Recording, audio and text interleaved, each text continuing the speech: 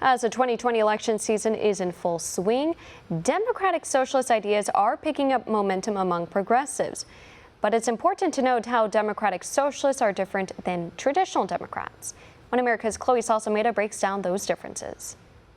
As we head into the 2020 election season, Democratic socialism is gaining more traction in the news cycle and among Americans. We've seen this increase in candidates identifying as Democratic Socialists this year. So, America, are the Democrats turning socialist? Senator Bernie Sanders, one of the frontrunners of the 2020 Democrat contenders, has established himself as a Democratic Socialist, running on a platform of Medicare for all and free college education. So what Democratic Socialism means to me is having in a civilized society the understanding that we can make sure that all of our people live in security and in dignity. What I talk about are human rights and economic rights. But as Sanders' policies gain traction among progressives, other 2020 candidates are differentiating themselves from Sanders and the Democratic Socialist ideas, maintaining they are in fact only Democrats. Bernie has to speak to what Democratic Socialism is.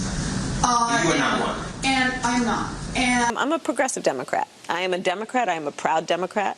I'm not a socialist.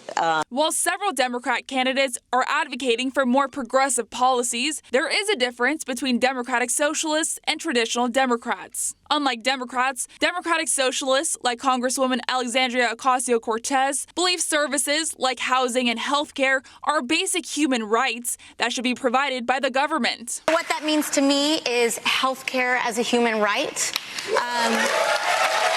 It means that every child, no matter where you are born, should have access to a college or trade school education if they so choose it.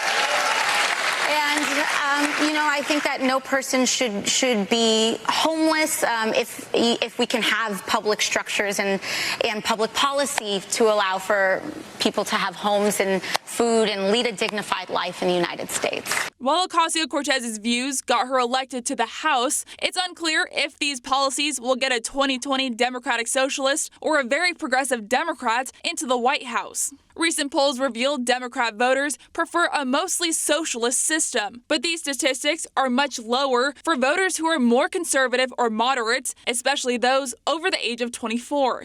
This is evident in polls where former Vice President Joe Biden, an establishment Democrat, is leading, though he has yet to announce his candidacy. This is where we bring the Trump administration in. Recent events like the crisis in Venezuela are fueling claims that socialism is detrimental. We must protect our economy, and we have to protect it from any attempts to impose socialism.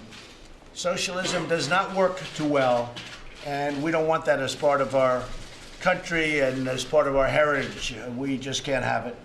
Everything would come to an end and rapidly. While Democratic Socialist lawmakers say their views are more aligned with their counterparts in Europe and Iceland rather than Venezuela and Cuba, the question still remains as to how many progressive policies will be implemented and if the United States is ready for a socialist in the Oval Office. Chloe Salsameda, One America News. Want to see more videos like this? Click on the link below and subscribe to One America News on YouTube. And call your cable provider and kindly demand that One America News is added to your lineup. Call and subscribe today.